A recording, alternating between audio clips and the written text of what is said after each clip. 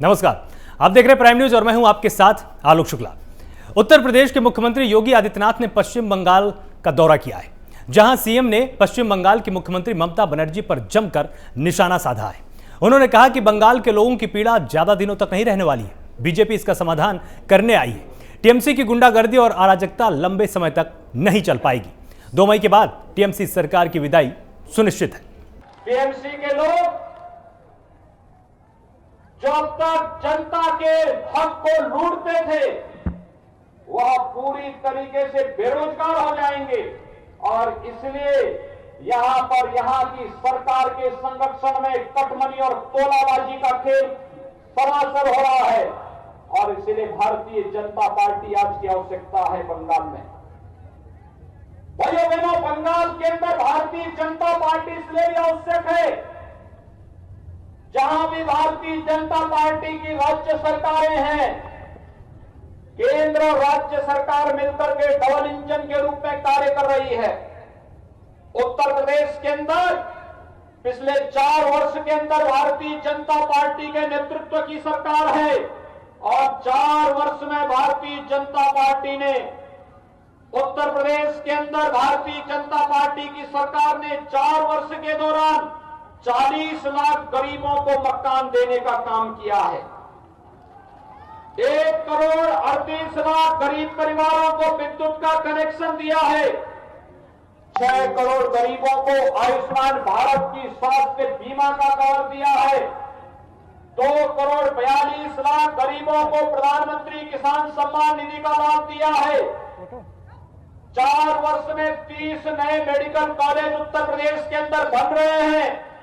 प्रदेश के अंदर health infrastructure को इतना मजबूत किया गया है कि आज उत्तर प्रदेश विकास के पैमाने पर दुनिया के सामने, देश के सामने एक नई मजबूती के साथ सामने आया है।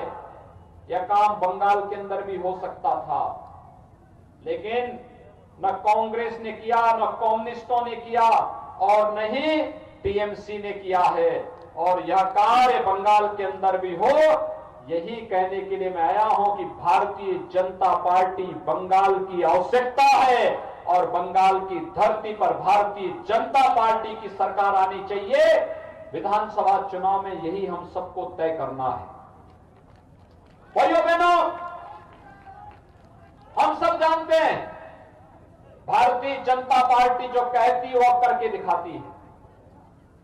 याद करिए, इसी बंगाल की धरती पर जन्म लेने वाले भारतीय जनसंघ के संस्थापक अध्यक्ष डॉक्टर श्यामा प्रसाद मुखर्जी ने कहा था, एक देश में 2 प्रधान, 2 विधान और 2 निशान नहीं चलेंगे, एक नारा दिया था और इस नारे ने कितना बड़ा परिवर्तन किया था।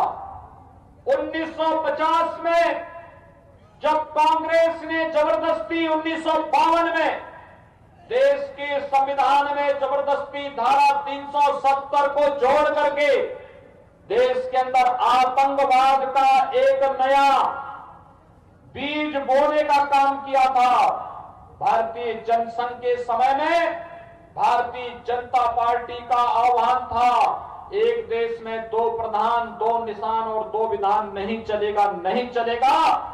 और जब भारतीय जनता पार्टी की सरकार मोदी जी के नेतृत्व में बनी, तो मोदी जी के नेतृत्व की सरकार ने करके दिखाया। कश्मीर में धारा 370 को सदैव के लिए समाप्त करके एक भारत श्रेष्ठ भारत की नींव को आगे बढ़ा दिया। आज आप जान रहे होंगे, कश्मीर में आतंकवाद की जो अंतिम कील थी उसको भी ठोक करके एक आतंकवाद की ताबूत को हमेशा के लिए समाप्त कर दिया है। अयोध्या में मर्यादा पुरुषोत्तम भगवान श्री राम के भव्य मंदिर के निर्माण को लेकर के भी रहा है। आप सब जानते हैं 1990 तक, 1992 के पहले तक पूरे देश का राम भक्त एक ही आह्वान के साथ निकलता था अयोध्या जाने के लिए कि रामलला हम आएंगे, मंदिर वहीं बनाएंगे, यह आह्वान होता था। लेकिन भाइयों बहनों, अयोध्या में भव्य राम मंदिर निर्माण की सभी बाधाओं को दूर करते हुए प्रधानमंत्री मोदी जी के नेतृत्व में आज अयोध्या में भगवान राम के भव्य मंदिर के निर्माण का कार्य चल रहा है। मैं ममता दीदी से कहना चाहता हूं, राम से विरोध मोल मत कीजिए, राम का विरोध मत करिए। जिसने भी राम का विरोध किया है, सत्ता से उसे वंचित होना पड़ा है। और यही कार्य आज बंगाल के अंदर मर्यादा पुरुषोत्तम भगवान श्री राम के जय श्री राम कहने पर प्रतिबंध लगाने के कारण बंगाल की जनता के एक एक जनता के मुंह से शब्द निकल रहा है, जय श्री राम। और इसीलिए राम का विरोध करने वाले के लिए क्या होता है, यह उत्तर प्रदेश में भी राम विरोधी सरकार थी, आज उसका कोई अता पता नहीं है। और ऐसे ही जो राम विरोधी स्वर टीएमसी के द्वारा यहां पर निकाला गया है, आज जनता उसकी प्रतिक्रिया व्यक्त कर रहा है। जनता के द्वारा अपने संबोधन में और अपने सामान्य शिष्टाचार में भी जय श्री राम का उद्बोधन करके जो अभिवादन का एक नया कार्य बंगाल ने प्रारंभ किया है। वैसे भी हमारे देश में तो गांव देहात में हम लोग मिलते हैं, राम राम कहते हैं, कोई उद्घोष करते हैं, जय श्री राम कहते हैं, और जब किसी प्रियजन की अंतिम यात्रा निकालते हैं तो राम नाम सत्य है कह करके ही निकालते हैं। राम हमारे श्वास श्वास में रमे हैं। राम से हमसे अलग राम को कोई नहीं कर सकता। लेकिन बंगाल के अंदर जबरदस्ती राम का विरोध करके यहां की सरकार अपना हिंदुओं की भावनाओं के साथ खिलवाड़ करने का कार्य कर रही है। लेकिन यह कार्य नहीं हो पाएगा। भाइयों बहनों, मैं आप सबका आह्वान करना चाहूंगा, बंगाल टीएमसी के गुंडों से मुक्त होना चाहिए और टीएमसी की गुंडागर्दी बंगाल के अंदर बंद होनी चाहिए। बंगाल की जनता को भी रोजगार चाहिए, बंगाल की धरती को भी अच्छी स्वास्थ्य सुविधा चाहिए, बंगाल के गांव को भी शुद्ध पेयजल के लिए पाइप पेयजल की स्कीम चाहिए, बंगाल के लोगों को भी अच्छी एजुकेशन चाहिए, बंगाल के लोगों को भी खाद्य सुरक्षा के अनुसार यहाँ के लोगों को सुविधा का लाभ चाहिए और बंगाल की बहन और बेटियों को भी सुरक्षा की गारंटी चाहिए। और यह कार्य केवल और केवल भारतीय जनता पार्टी कर पाएगी। अयोध्या में पुलिस का मानवीय चेहरा देखा गया है, जब बीच सड़क पर सिपाही ने युवक के साथ ऐसा किया कि आप जानकर हैरान रह जाएंगे। ट्रैफिक पुलिस की जिम्मेदारी से हटकर एक बेकाबू सिपाही ने पूरे सिस्टम को ही ताक पर रख दिया है और यह सवाल खड़ा कर दिया कि पुलिस महकमे के लिए कोई सीमा रेखा है या नहीं है। देखिए हमारी इस खास रिपोर्ट में।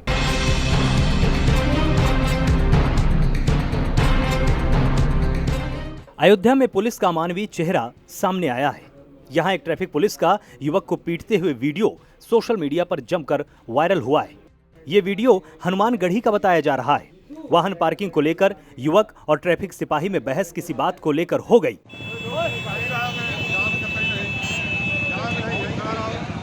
इसके बाद ट्रैफिक सिपाही ने युवक को सबक सिखा दिया।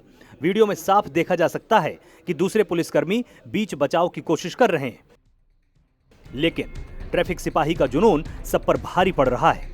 वहीं वीडियो चर्चा का विषय बना हुआ है। यह पहली घटना नहीं है जब पुलिस की बर्बरता का वीडियो सामने आया है।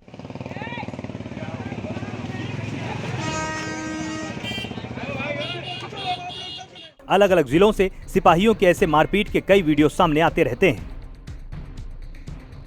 जहां सिपाही भी वर्दी की धौंस दिखाते हुए थप्पड़ जड़ने में चूकते नहीं हैं। अब आप खुद ही देख लीजिए सिपाही कैसे वर्दी का रौब दिखाकर युवक पर थप्पड़ जड़ रहा है।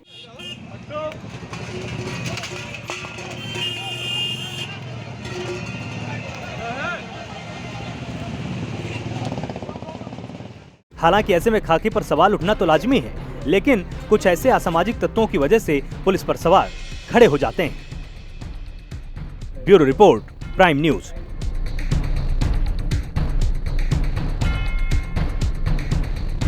स्टंट बॉयज के कारनामे तो आपने बहुत देखे और सुने होंगे, लेकिन आज तक आपने कभी स्टंट गर्ल के कारनामे सुने या देखे नहीं होंगे। आज हम आपको दिखाएंगे स्टंट गर्ल के हैरत अंगेज कारनामे, जिसे देखकर आपके पैरों तले जमीन खिसक जाने वाली है। गाजियाबाद में सोशल मीडिया पर वीडियो वायरल करके इस समय लोग खुलेआम पुलिस को चुनौती दे रहे हैं। डासना में युवक संग मारपीट और मुरादनगर में युवक द्वारा नान पर थूक लगाने के वीडियो के बाद अब 2 लड़कियों का वीडियो वायरल हो रहा है,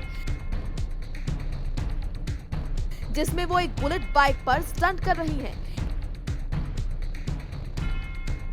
एक लड़की बाइक चला रही है जबकि दूसरी उसके कंधे पर बैठी है।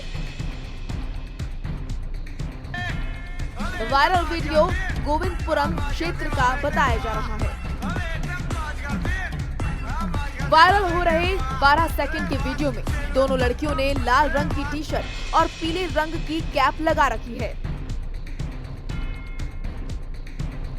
टी-शर्ट पर A+ जिम लिखा हुआ है। वीडियो में एक लड़की बाइक चला रही है जबकि दूसरी लड़की उसके कंधे पर बैठी है।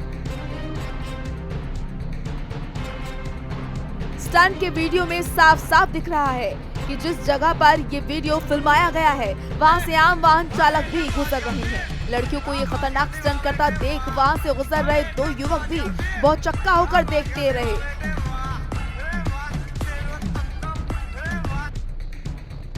लड़कियों को ये खतरनाक स्टंट करता देख वहां से गुजर रहे 2 युवक भी बहुत चक्का होकर देखते रहे और इस पूरे नजारे को वीडियो में कैद कर लिया।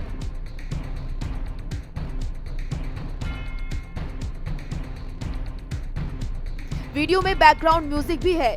साफ है कि सोशल मीडिया पर लाइक्स और फॉलोअर्स बढ़ाने के चक्कर में वीडियो बनाया गया है।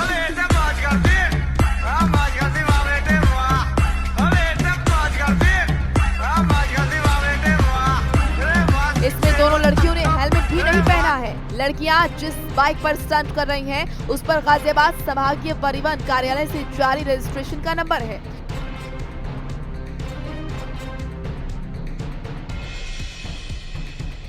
वायरल वीडियो के संबंध में जिम के गूगल पेज पर मिले नंबर पर कई बार संपर्क करने का प्रयास किया गया, लेकिन हर बार कॉल काट दिया गया।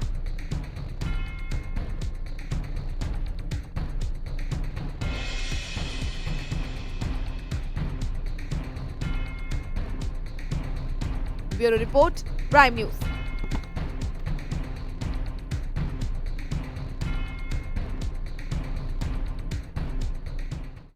गाजियाबाद की इंदिरापुरम पुलिस ने ऑनलाइन शॉपिंग में ठगी करने वाले एक गिरोह का पर्दाफाश किया है। पुलिस ने 7 आरोपियों को इसमें गिरफ्तार किया है, जो ऑनलाइन सामान की डिलीवरी के दौरान मंगाए गए सामान को बदल दिया करते थे और उसकी जगह साबुन की टिकिया, लकड़ी का टुकड़ा या पत्थर का टुकड़ा रखा करते थे।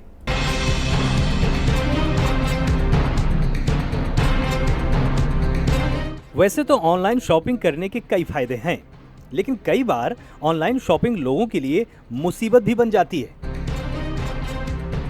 ऐसा इसलिए क्योंकि गाजियाबाद की इंदिरापुरम पुलिस में ऑनलाइन शॉपिंग के नाम पर ठगी करने वाले 7 आरोपियों की गिरफ्तारी हुई है, जिनकी पुलिस लंबे समय से तलाश कर रही थी। अगर आप ऑनलाइन शॉपिंग के ज़्यादा शौकीन हैं और आप ऑनलाइन सामान मंगाया करते हैं तो ये खबर केवल और केवल आपके लिए है। दरअसल थाना इंदिरापुरम ने 7 ऐसे आरोपियों को गिरफ्तार किया है जो ऑनलाइन शॉपिंग के दौरान मंगाए गए सामान के बदले उस सामान की जगह साबुन की टिक्की रख दिया करते थे। दरअसल इंदिरापुरम थाना पुलिस को कई बार ऐसी शिकायतें मिल रही थी कि ऑनलाइन शॉपिंग के दौरान मंगाए गए सामान की जगह साबुन की टिक्की आ जाया करती थी और इसी को संज्ञान लेते हुए पुलिस ने इन सभी आरोपियों को गिरफ्तार किया है। फिलहाल इन्हें जेल भेजा जा रहा है। गाजियाबाद से Jitendra Bhati, prime news. DPS Rudrapur में नेशनल फेंसिंग चैंपियनशिप का आयोजन किया गया है और स्कूल में जल्द ही अंतर्राष्ट्रीय फेंसिंग एकेडमी खोलने की तैयारी हो रही है। एकेडमी खुलने से देश और प्रदेश में फेंसिंग में रुचि रखने वाले प्रतिभागियों को मंच मिलेगा।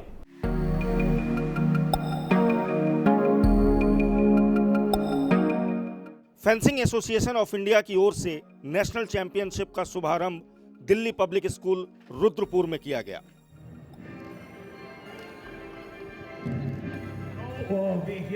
Formally and officially we declare the National Fencing Championship open for 28 junior category. भारतीय ओलंपिक संघ के सचिव राजीव मेहता, जनरल सेक्रेटरी बशीर अहमद, जिलाधिकारी रंजना राजगुरु, शहर विधायक Rajkumar Thukral, fencing association of Uttarakhand के अध्यक्ष सुरजीत सिंह ग्रोवर और जनरल सेक्रेटरी मनीष पांडे ने दीप जलाकर कार्यक्रम का उद्घाटन किया। We here formally and officially we declare the National Fencing Championship open for 28th junior category. इस दौरान भारतीय ओलंपिक संघ के सचिव राजीव मेहता ने डीपीएस रुद्रपुर में अंतर्राष्ट्रीय फेंसिंग एकेडमी खोलने की घोषणा भी की। यहाँ अब एक नेशनल एकेडमी खोलने जा रहे हैं सरकार की मदद से, और वो अप्रूव भी करा लिया हमने, और उसमें जितना भी इंस्ट्रूमेंट वगैरह लगेगा वो सरकार, सेंट्रल गवर्नमेंट हमें देगी, जिसमें देश व प्रदेश में फेंसिंग में रुचि रखने वाले प्रतिभागियों को मंच मिलेगा।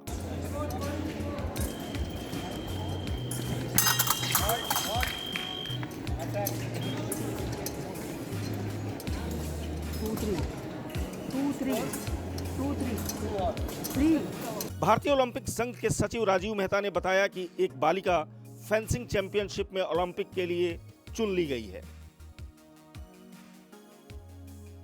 और साथ ही उन्होंने दिल्ली पब्लिक स्कूल रुद्रपुर को फेंसिंग चैंपियन का जिला स्तर का सेंटर बनाने की घोषणा भी की। रुद्रपुर में 2 दिन का स्टे है इसका, और हमारे यहाँ जनरल हाउस भी है फेंसिंग एसोसिएशन ऑफ इंडिया का, तो उसमें मीटिंग भी अटेंड करेगी, और हमारा जिला अधिकारी की तरफ से एक डिनर भी होस्ट किया गया भवानी देवी के लिए, वो भी डिनर में भी सहज भागिका करेगी, पार्टिसिपेट करेगी, और काफ़ी हमारे प्लेयर से भी मिलेगी और इसमें खेलेगी भी नेशनल में। तो मैं सोचता हूँ यहाँ पर ये गेम हो रहा है, तो उसके बाद कौन सी नई यहाँ संभावना बनेगी? आपने किसी एकेडमी की बात करी है यहाँ पर खोलने की? तो यहाँ अब एक नेशनल एकेडमी खोलने जा रहे हैं सरकार की मदद से, और वो अप्रूव भी करा लिया हमने, और उसमें जितना भी इंस्ट्रूमेंट वगैरह लगेगा वो सरकार, सेंट्रल गवर्नमेंट हमें देगी, और बाकी यहाँ रहने की व्यवस्था रहेगी 30 खिलाड़ियों की, और उसको हम एक्सटेंशन भी दे सकते हैं, 60 खिलाड़ी भी कर सकते हैं।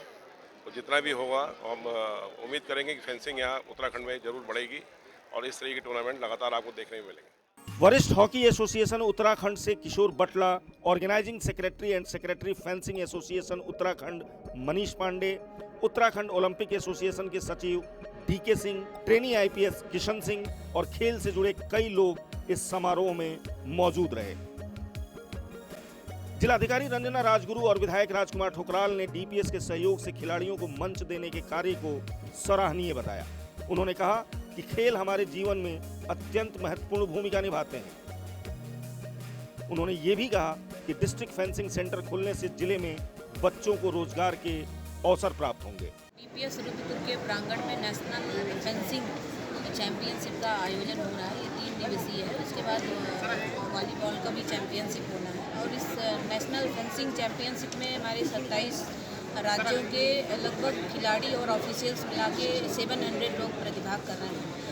तो ये बहुत गर्व की बात है कि हम पे ट्रस्ट किया गया कि डिस्ट्रिक्ट में इतना बड़ा गेम होने का अवसर दिया गया। इसके लिए हम इंडियन ओलंपिक एसोसिएशन और इंडियन फेंसिंग एसोसिएशन का मैं शुक्रिया भी अदा करती हूँ कि आप लोगों ने हम पे ट्रस्ट किया और इतना बड़ा प्रोग्राम हमें दिया। इससे जो गेम्स के बारे में लोगों को जानने का मौका भी मिलेगा, और हमारे जो प्लेयर हैं उनको भी एक मौका मिलेगा, एक अपॉर्चुनिटी मिलेगी कि वो अपनी प्रतिभा का प्रदर्शन कर सकें यहाँ पे। इस कार्यक्रम के दौरान सुंदर प्रस्तुतियों के जरिए दर्शकों को लुभाया गया, जिसमें उत्तराखंड की सभ्यता और संस्कृति को जोड़ते हुए पूरे भारत को एक रंग में रंगने की कोशिश थी।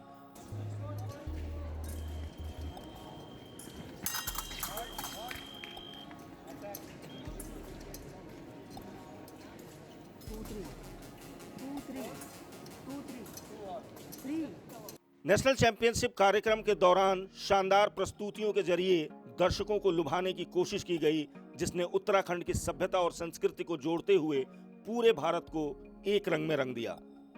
रुद्रपुर से शाहिद खान, प्राइम न्यूज।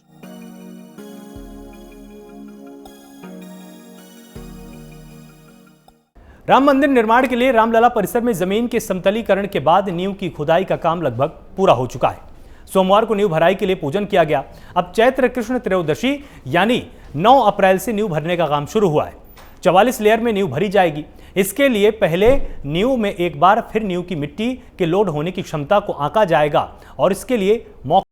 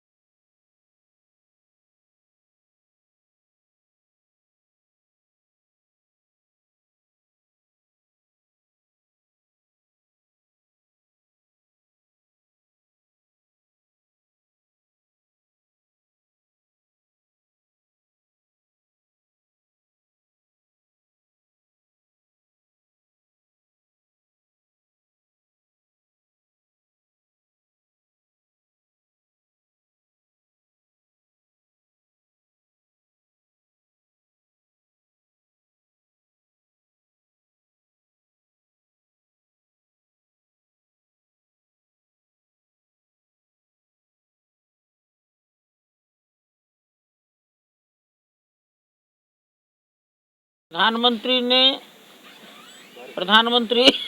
महोदय ने जिस सतह पर बैठकर भूमि पूजन किया था, उस सतह से लगभग 12 मीटर गहराई में अर्थात 40 फीट साफ मिट्टी मिलने लगी। आज उस लेवल को सबने देखा और माना कि ये मिट्टी साफ है, मलबा नहीं है, इसमें अन्य कुछ नहीं है। तो उसका लेवलिंग मशीनों के द्वारा, रोलर के द्वारा आज प्रारंभ कर देंगे। चंपत राय ने बताया कि भव्य राम मंदिर निर्माण के लिए 250 फीट चौड़ा, 400 फीट लंबा और 40 गहरी नींव की खुदाई का कार्य पूरा कर लिया गया है। उन्होंने बताया कि 40 फीट गहरे विशाल भूखंड को भरने के लिए काम शुरू हो जाएगा। इसके लिए पहले लगभग 1 फीट ढलाई करेंगे, फिर रोलर से दबाया जाएगा। उन्होंने बताया कि इसकी मजबूती को ध्यान में रखते हुए इसी तरह धीरे धीरे ऊपर आएंगे। इस काम में पर्याप्त समय लगने वाला है। ये 40 फीट गहराई से हम ऊपर तक वापस 105 मीटर की सतह तक फिलिंग करके आ जाएंगे। By the end of August आ जाएंगे, ऐसा लग रहा है मुझे। इट इज माई प्रिजम्पशन, मेरा अनुमान है सब ये। सर जो न्यू में आपने भी इससे पहले हाँ, मैं चाहता हूँ मुझे इन राइटिंग मिलना चाहिए। नहीं, इससे पहले तो बताया है आपने। मैंने बताया, मौखिक बताया, अभी मौखिक बता रहा हूँ। बता दीजिए। मैं सुन रहा था कि सीमेंट में राख मिलाएंगे। अब राख मजबूत है कि सीमेंट मजबूत है, मेरी बुद्धि से गांव में पूछोगे कहेगा सीमेंट मजबूत है, इंजीनियर कहता है राख मजबूत है। बड़ा भारी अंतर है। तो इसलिए they should give in writing. 5 अगस्त को प्रधानमंत्री नरेंद्र मोदी के हाथों भूमि पूजन होने के बाद से ही राम मंदिर के निर्माण कार्य में तेजी लाई गई। इसी क्रम में कई महीने से चल रहे विचार विमर्श के बाद अब नींव की खुदाई का काम पूरा हो चुका है। उम्मीद है कि भव्य राम मंदिर का सपना देखने वाले राम भक्तों को राम मंदिर निर्माण का कार्य वास्तविक रूप से जल्द ही दिखाई देने लगेगा। निर्माण के लिए जो नींव की खुदाई का काम चल रहा था वो लगभग पूरा हो चुका है। ट्रस्ट के महासचिव चंपत राय के अनुसार मार्च के आखिरी सप्ताह तक नींव की खुदाई का काम पूरा कर लिया जाएगा। और नींव के लिए मैं आपको बता दूं कि जो गहराई रखी गई है वो लगभग 40 फीट है। 40 फुट के नीचे पानी है और जो नींव की भराई का काम है वो अप्रैल में कह लीजिए शुरू हो जाएगा। अप्रैल के प्रथम सप्ताह में शुरू हो जाएगा। और चंपत राय जो ट्रस्ट के महासचिव हैं उनके मुताबिक अगस्त माह तक नींव की भराई का भी काम पूरा हो जाएगा। और इसके साथ साथ मैं आपको बता दूं कि जिस जगह पर गर्भगृह बनना है और उसके कह लीजिए कि पश्चिमी छोर से लेकर उत्तरी छोर तक 5 किलोमीटर तक की एक रिटेनिंग वॉल भी बनाई जाएगी, ताकि जो सरयू की जल धारा है वो मंदिर की नींव को किसी भी तरह से प्रभावित न कर सके। और जहाँ तक कह लीजिए मंदिर निर्माण की बात है कि अगस्त में, जैसा कि ट्रस्ट के महासचिव चंपत राय ने बताया कि अगस्त तक नींव की भराई का काम पूरा हो जाएगा और उसके बाद मंदिर निर्माण की प्रक्रिया आरंभ कर दी जाएगी। और जो नींव की भराई के लिए पत्थर है वो मिर्जापुर से आने वाले विशेष पत्थर हैं उनको लगाया जाएगा। और उसके साथ साथ कंक्रीट और विशेष तरह के जो और केमिकल्स हैं उनका प्रयोग करके जो खाली जगह रहेंगी लेयर के बीच में उनको भरा जाएगा, ताकि नींव की मजबूती इस तरह से हो कि उस पर जो मंदिर निर्माण हो वो कम से कम 1000 वर्षों तक टिका रह सके। Prabhakar Chaurasia, prime news, Ayodhya. गर्मियां आते ही आग लगने की घटनाएं शुरू हो गई हैं। इन दिनों खेतों में फसल तैयार खड़ी है। ऐसे में किसानों के माथे में चिंता की लकीरें इसलिए भी हैं, उसकी साल भर की मेहनत पर पानी न फिर जाए, खेत में पड़ी फसल पर कुदरत कहर न बरसा दे। इस पर देखिए प्राइम न्यूज की ये खास रिपोर्ट। हाथरस के गांव कुंडा में 25 बीघा सरसों के खेत में देर रात एक अज्ञात व्यक्ति ने आग लगा दी। इससे किसान को लाखों रुपए का नुकसान हो गया। फसल जलने से किसान के सामने भी रोजी रोटी का संकट पैदा हो गया है। आग लगने की सूचना पर मौके पर पहुंचे फायर ब्रिगेड कर्मचारियों ने किसी तरह आग पर काबू पाया। तब तक 25 बीघा की फसल जलकर खाक हो गई। पीड़ित किसान ने घटना की सूचना तहसील प्रशासन के कर्मचारियों को दे दी है। पता ना साहब 10 साढ़े 10 बजे कहा पता कैसे लगी। रात में लगी थी? रात में लगी। किनका खेत है ये? नरेंद्र को। अच्छा नरेंद्र। तो ये क्या किसकी फसल थी जिसमें आग लगी है? क्या बीघा फसल थी? 24-25 या खेतों को लाया बताइए। अच्छा तो कैसे लगी है ये पता पड़ा? ना मालूम कैसे लगी ऐसा पता ही नहीं। रात में तो दमकल वगैरह आई थी यहाँ पे? हाँ आई। फिर कैसे आग बुझा पाए, क्या कर पाए? ना वो आई तब तक आग दबी गई जल्दी रहा पर संग कुछ बचा नहीं, क्या हुआ? हाँ बचा ही ना कुछ। रक्षा मंत्री राजनाथ सिंह ने पश्चिम बंगाल का दौरा किया है। इस दौरान एक जनसभा को संबोधित करते हुए राजनाथ सिंह ने दावा किया कि बंगाल में बीजेपी बहुमत से जीतेगी और सरकार बनाएगी। पश्चिम बंगाल में 34-35 वर्षों तक लगातार वामपंथी दलों की सरकार रही है और पिछले 10 वर्षों से यहां पर टीएमसी की सरकार है। वामपंथी सरकारों ने भी इस देश की बांग्लादेश पश्चिम बंगाल को बर्बाद किया है, तबाह किया है। और इतना ही नहीं, लोगों की उम्मीद थी ममता दीदी आएंगी, बंगाल का विकास होगा, बंगाल की गरीबी दूर होगी, बंगाल की बेरोजगारी दूर होगी। लेकिन ममता जी के आने के बाद भी गरीबी दूर होने की बात दूर, बेरोजगारी दूर होने की बात तो दूर, बाकी गरीबी और बेरोजगारी पहले से भी ज्यादा बढ़ी। बंगाल भारत की राजनीतिक, सांस्कृतिक और आध्यात्मिक चेतना का भारत का एक केंद्र बिंदु रहा है, जहां पर एक से एक महापुरुष पैदा हुए। चैतन्य महाप्रभु, स्वामी रामकृष्ण परमहंस, स्वामी विवेकानंद, महर्षि अरविंद जैसी हस्तियां इस पश्चिम बंगाल में पैदा हुई हैं। रविंद्रनाथ ठाकुर जैसे महाकवि यहां पर पैदा हुए हैं। इतना ही नहीं, नेताजी सुभाष चंद्र बोस जैसे महानायक भी यदि किसी देश की धरती पर पैदा हुए हैं तो वह पश्चिम बंगाल की धरती पर पैदा हुए हैं। आज उस पश्चिम बंगाल को वामपंथी दलों की सरकार ने और टीएमसी की सरकार ने 45 वर्षों के अंदर मेरे रहने भाइयों तबाह कर दिया है, इसे बर्बाद कर दिया है। लेकिन अब हम समझ आ गया है, जब पश्चिमी बंगाल को कोई बर्बाद नहीं करने पाएगा, कोई तबाह नहीं करने पाएगा। मैं आप सभी को धन्यवाद देना चाहता हूं, आभार व्यक्त करना चाहता हूं। जिसकी उम्मीद नहीं थी वह करके आप लोगों ने लोकसभा चुनाव में यहां से दिखाया है। लोग कहते थे लोकसभा चुनाव के समय भारतीय जनता पार्टी को केवल 2-4 लोकसभा सीटों पर ही विजय प्राप्त होगी। लेकिन मेरे बहन भाइयों, आप लोगों ने ऐसा करिश्मा किया कि पहली बार बंगाल के इतिहास में 42 में से 18 सीटें भारतीय जनता पार्टी को विजय प्राप्त होगी। अब आप लोगों ने यह संदेश ममता दीदी को दे दिया है लोकसभा चुनाव में। इस बार तो हमने 18 सीटें दी हैं भारतीय जनता पार्टी को लोकसभा के चुनाव में, लेकिन विधानसभा का यदि चुनाव होगा तो 200 से अधिक सीटों पर भारतीय जनता पार्टी जीतकर पश्चिम बंगाल की विधानसभा में जाएगी और भारतीय जनता पार्टी की सरकार बनेगी। पहले भाइयों, हम लोग किस पार्टी के हैं, उस पार्टी की स्थापना करने वाला और कोई नहीं है। उस पार्टी की स्थापना करने वाले इसी बंगाल की मां के कोख से पैदा हुए डॉक्टर श्यामा प्रसाद मुखर्जी हैं, जिन्होंने की भारतीय जनसंघ के रूप में उस समय हमारी पार्टी की स्थापना की थी। आज उसका नाम बदलकर भारतीय जनता पार्टी हो। मैं आपसे पूछूं, क्या किया है 10 वर्षों में ममता दीदी ने पश्चिम बंगाल के विकास के लिए? मेरा भाइयों, केवल तबाही, केवल तबाही, तबाही के अलावा ममता दीदी ने कुछ नहीं। चारों तरफ हिंसा ही हिंसा, बड़ी संख्या में लोग मारे जा रहे हैं। किसी भी मुख्यमंत्री की यह जिम्मेदारी होती है अपने राज्य में वह हिंसा को रोके, हिंसा न होने दे।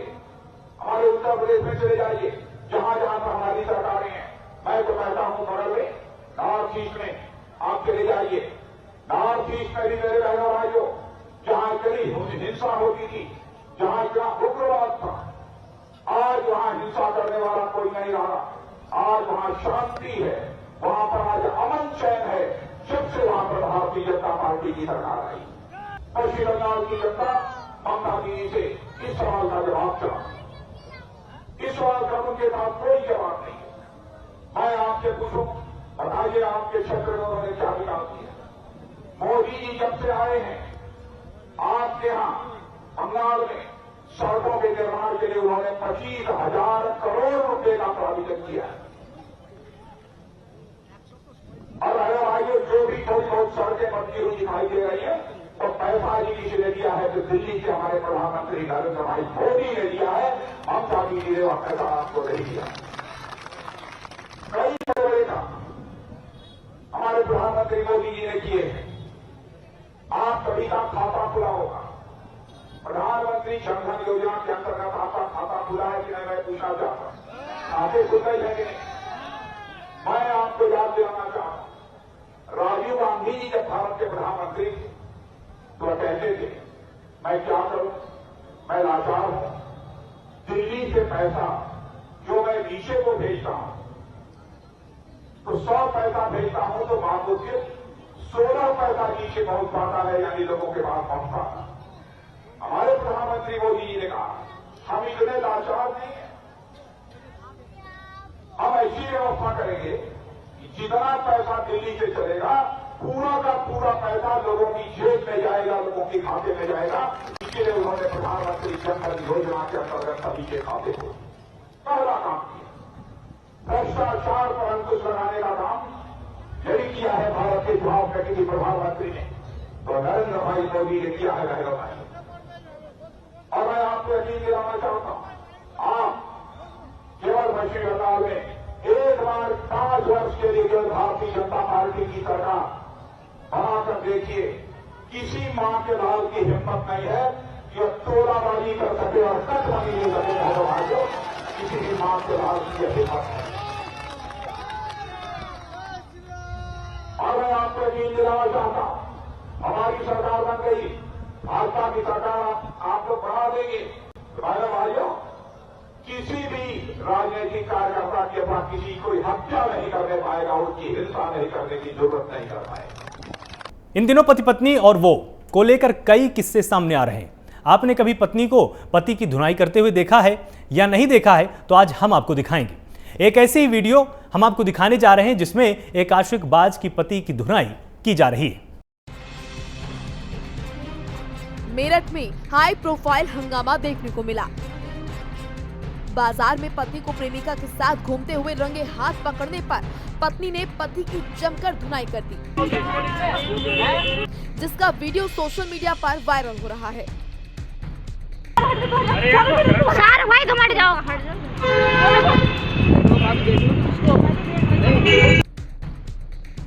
दरअसल ये पूरा मामला मेरठ के थाना नौचंदी के गढ़ रोड का है, जहां पर एक पति अपनी प्रेमिका के साथ बाजार में घूम रहा था। तभी उसकी पत्नी को सूचना मिली कि उसका पति अपने प्रेमिका के साथ मौज मस्ती कर रहा है, तो मौके पर युवक की पत्नी भी अपने परिजनों के साथ पहुंच गई।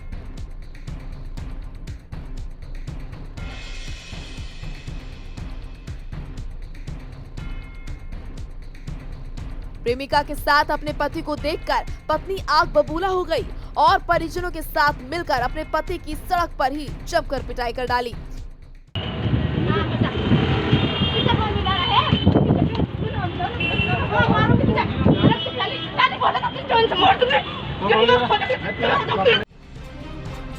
तभी प्रेमी की पिटाई होते देख प्रेमिका मौके से खिसक गई। आरोपी पति ने अपनी पत्नी को देख भागने का प्रयास किया, लेकिन उसकी पत्नी और परिजनों ने आरोपी पति को पकड़कर जमकर धुना। आरोपी अपने आप को बार बार छुड़ाने की कोशिश करता रहा, लेकिन आरोपी की पत्नी उसकी पिटाई करती नजर आई। भरे बाजार में हाई प्रोफाइल हंगामा होता देख लोगों की भीड़ जुट गई। वहीं पत्नी ने पति के खिलाफ मामला दर्ज करा दिया है और पुलिस इस मामले की जांच में जुट चुकी है। Bureau report, prime news.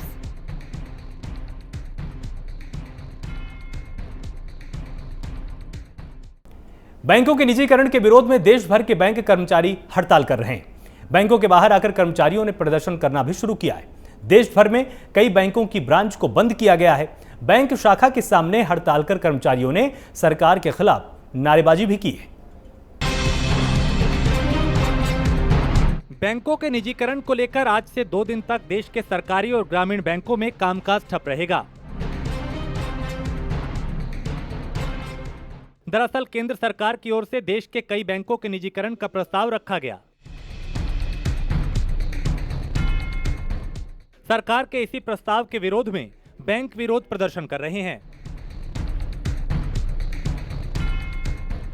Bank कर्मचारी संगठनों की राष्ट्रव्यापी हड़ताल की वजह से ट्विटर पर बैंक स्ट्राइक ट्रेंड कर रहा है। वहीं महोबा में पब्लिक सेक्टर बैंक के निजीकरण के खिलाफ लगातार हड़ताल जारी है। हरदोई के बैंक कर्मचारी भी हड़ताल पर हैं। बैंकों के कामकाज बंद होने से जहां करोड़ों का लेन देन ठप पड़ा है, इस मामले में हरदोई के बैंक कर्मचारियों ने मांगे न मानने पर अनिश्चितकालीन हड़ताल का ऐलान किया। निजीकरण के क्षेत्र की बैंकों ने जो उनसे अपेक्षा थी बिल्कुल ना के बराबर उस पर कार्य किया। बैंकों का राष्ट्रीयकरण रहना चाहिए। निजीकरण के क्षेत्र में देश को भी नुकसान है, जनता को नुकसान है, पूंजियों को मेरी असुरक्षित हो जाएंगी जो बैंक में पूंजी जमा है। इसलिए 2 दिवसीय इस राज्यव्यापी हड़ताल पर है। यदि सरकार अपना निजीकरण का निर्णय वापस नहीं लेती है तो आने वाले समय हम लोग अनिश्चितकालीन हड़ताल पर चलेंगे। फिरोजाबाद के शिकोहाबाद में भी सरकारी बैंकों के कर्मचारी बैंक ऑफ इंडिया के सामने हड़ताल पर रहे। इससे बैंक आने वाले लोगों को काफी परेशानियों का सामना करना पड़ा। इंडिया शिकोहाबाद शाखा के सामने 2 दिन की देशव्यापी हड़ताल की जा रही है बैंकर्स के द्वारा। ये सरकार की फांसीवादी नीतियों के खिलाफ है। इसमें सरकार जो बैंकों को बेचने की बात कर रही है, ये सरकार द्वारा स्थापित की गई नहीं है, मोदी सरकार द्वारा स्थापित की गई नहीं है। देश की संपत्ति है, इसको निजी हाथों में बेचना देश को बेचने के बराबर है। तो मैं इस चीज़ का पुरजोर विरोध करता हूँ और ये हड़ताल भी इसीलिए है। हम लोग सरकार के बैंकों के निजीकरण के जो निर्णय लिया है बैंक के बजट में, उसको विरोध करने के लिए बैंक ऑफ इंडिया पर इकट्ठे हुए हैं सारी बैंकों से। और पूरे देश के अंदर 15 और 16 तारीख की 2 दिन की उस विरोध स्वरूप स्ट्राइक रहेगी। बैंकों में सभी बैंकों में कार्यक्रम रहेगा, जिसमें कॉरपोरेशन बैंक और भूमि विकास बैंक, ग्रामीण बैंक वगैरह सभी शामिल हैं। बैंकों की हड़ताल से सारा सरकारी कामकाज ठप पड़ा है, जिससे करोड़ों का नुकसान हो रहा है। कर्मचारी मांगे पूरी न होने पर अनिश्चितकालीन हड़ताल पर जाने की चेतावनी दे रहे हैं। अब देखना होगा सरकार बैंक कर्मचारियों को मनाने के लिए क्या रणनीति अपनाती है। Bureau report, prime news. Gonda के नवाबगंज में स्वास्थ्य विभाग की लापरवाही सामने आई है, जहां झोला छाप डॉक्टर की दुकान पर एक महिला प्रसूता को इलाज कराना भारी पड़ गया। डॉक्टर की लापरवाही से प्रसूता और नवजात बच्चे की जान चली गई है। गोंडा में स्वास्थ्य विभाग की लापरवाही से जिले में झोला छाप डॉक्टर की दुकानों की भरमार है, जो मासूम जिंदगियों के साथ चंद पैसों के लालच में उनकी जान से खिलवाड़ करते हैं और शिकायत के बाद कोई कार्रवाई नहीं होती। नया मामला गोंडा के नवाबगंज का है, जहां स्वास्थ्य विभाग की लापरवाही से चल रही एक झोलाछाप डॉक्टर की दुकान पर एक गर्भवती महिला को इलाज कराना भारी पड़ गया। डॉक्टर की लापरवाही से गर्भवती और बच्चे की जान चली गई। घटना के बाद मृतका के परिजनों ने जमकर हंगामा किया। मामला बढ़ता देख झोलाछाप डॉक्टर मौके से रफूचक्कर हो गया। मौके पर पहुंची पुलिस ने परिजनों की तहरीर पर आरोपी डॉक्टर के खिलाफ मुकदमा दर्ज कर लिया है। पुलिस का कहना है कि जल्द से जल्द आरोपी को गिरफ्तार किया जाएगा। वहीं इस मामले पर सीएमओ अजय कुमार गौतम का कहना है, घटना की जांच के लिए टीम गठित कर दी गई है। जांच के बाद जो सामने आएगा उसके बाद कार्रवाई की जाएगी। जांच टीम गठित कर दी गई है और रिपोर्ट आने पर जो उचित होगी वो कार्रवाई की जाएगी। गोंडा में ये कोई पहला मामला नहीं, आए दिन जिले में डॉक्टर की लापरवाही के मामले आते रहे हैं। जिले में झोलाछाप डॉक्टर चंद पैसों के लालच में लोगों की जिंदगी के साथ खिलवाड़ करते हैं और शिकायत करने के बाद भी कोई कार्रवाई नहीं होती। अब सवाल ये उठता है कि आखिर झोलाछाप डॉक्टर लोगों की जिंदगी से कब तक खिलवाड़ करते रहेंगे और कब तक प्रशासन आंख मूंदे रहेगा। सूबे के मुख्यमंत्री योगी आदित्यनाथ फर्जी डॉक्टरों पर कार्रवाई करने के निर्देश दे चुके हैं, लेकिन गोंडा में जमीनी हकीकत कुछ और है। ताज़ा मामला नवाबगंज कस्बे का है, जहां एक डॉक्टर ने एक प्रसूता को कई इंजेक्शन लगा दिए जिससे उसकी मौत हो गई। वहीं प्रसूता के परिजनों ने डॉक्टर पर आरोप लगाया है कि ना तो डॉक्टर के पास कोई डिग्री है और ना ही लाइसेंस है। वहीं जब इस पूरे प्रकरण में हमने यहाँ के सीएमओ से बात की तो सीएमओ ने अपना रटा-रटाया जवाब दे दिया कि जाँच करके कार्रवाई की जाएगी। लेकिन अब सवाल ये है कि क्या ऐसे ही मासूम जिंदगियों के साथ झोलाछाप डॉक्टर खिलवाड़ करते रहेंगे, ये एक बड़ा सवाल है। गोंडा से प्राइम न्यूज़ के लिए विपिन सिंह।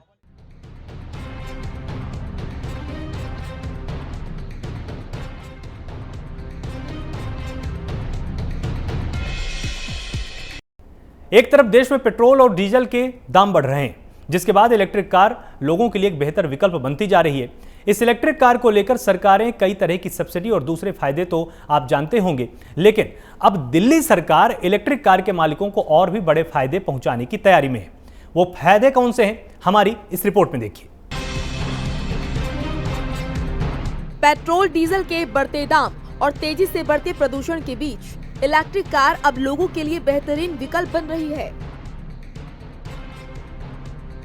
देश ही नहीं, विदेश की सरकारें भी इलेक्ट्रिक कारों को बढ़ावा देने के लिए तमाम तरह की तैयारियां कर रही हैं।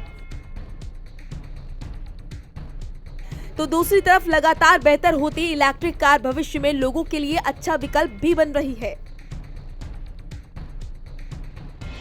इस बीच अब देश की राजधानी दिल्ली में इलेक्ट्रिक कार को बढ़ावा देने की कवायद शुरू हो चुकी है। राजधानी दिल्ली में इलेक्ट्रिक कार को ज्यादा से ज्यादा बढ़ावा मिले, इसके लिए इलेक्ट्रिक कार के लिए मॉल और दूसरी जगहों पर पार्किंग रिजर्व भी की जा रही है। बढ़ते प्रदूषण और महंगे होते तेल के दामों में अब लोगों के सामने इलेक्ट्रिक कार एक बेहतर विकल्प के रूप में सामने आ रही है। इस बीच अब दिल्ली में अलग से तैयार की जा रही इलेक्ट्रिक कार की सुविधाओं का फायदा आम जनता को भी मिलेगा। तो दूसरी तरफ ये भी माना जा रहा है कि दिल्ली में की जा रही इन कोशिशों से लोगों में ज्यादा से ज्यादा जागरूकता भी आएगी। इसके साथ ही दिल्ली में केजरीवाल सरकार स्विच दिल्ली नाम से अभियान भी शुरू कर रही है, जिसके चलते 6 महीने के अंदर सरकार के बेड़े में सिर्फ इलेक्ट्रिक कार ही रहेंगी। जाहिर है, अगर देश की राजधानी दिल्ली में इलेक्ट्रिक कार की संख्या बढ़ती है तो दिल्ली में प्रदूषण कम होगा, साथ ही तेल के दामों से भी जनता को निजात मिलेगी। Bureau report, prime news. कृषि कानून के विरोध में पंजाब के तमाम सांसद और नेता जंतर मंतर में धरने पर बैठे हुए हैं। इसी पर उत्तराखंड के पूर्व मुख्यमंत्री हरीश रावत भी जंतर मंतर पहुंचे और वहां पर धरना प्रदर्शन किया है। इसी दौरान प्राइम न्यूज के संवाददाता स्नेह कमल ने हरीश रावत से खास बातचीत की है। कृषि कानून खिलाफ पंजाब के सांसद और विधायक पिछले 100 दिनों से दिल्ली के जंतर मंतर पर धरने बैठे हैं। आज 7वें दिन पंजाब के प्रभारी और कांग्रेस के महासचिव हरीश रावत जी इनके समर्थन में यहाँ के बैठे हैं। आइए उनसे बात करेंगे। हरीश रावत जी, जिससे सरकार अपनी जीत पे अड़ी है, किसान अपनी मांग पे अड़े हैं, आखिर इसका समाधान निकले तो निकले कैसे? देखिए, मैं अपने सांसद गणों को आज उनके धरने के 100 दिन पूरे हो रहे हैं, उनको बधाई देने आया हूँ। इस सारी समस्या का एक ही समाधान है कि केंद्र सरकार अपना हट छोड़े, अपना घमंड छोड़े और तीनों कानूनों को वापस ले।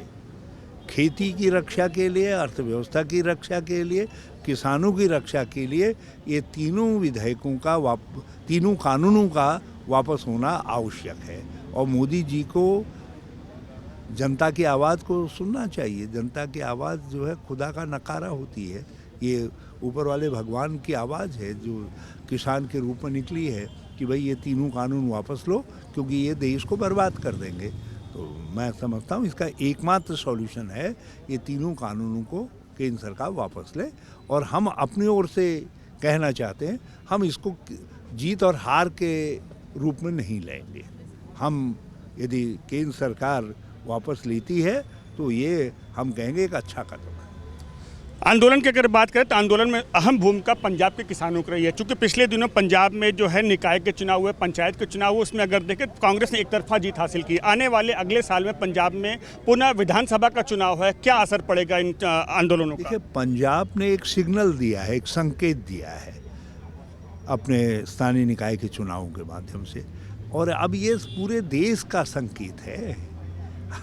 अब लोग उकता गए हैं केंद्र सरकार से, ये जुमलों से उकता गए हैं, ये मन की बात से उकता गए हैं। लोग कह रहे हैं हमारा मन तोड़ दिया, हमारा दिल तोड़ दिया, अपने मन को जोड़ने में लगे हुए हो, इससे काम चलने वाला नहीं है।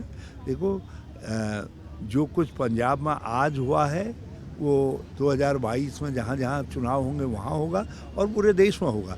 और इन चुनावों में भी आप देखिएगा भाजपा को शिकस्त खानी पड़ेगी, जो इस समय 5 राज्यों के हो रहे।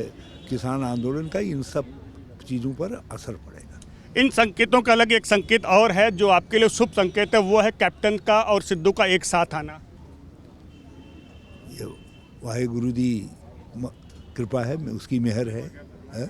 हम तो केवल अरदास ही कर सकते हैं वाहेगुरु से कि दोनों भाई मिल करके चलें और पंजाब की कांग्रेस को आगे ले जाए और 2022 में कांग्रेस की जीत का नेतृत्व करें।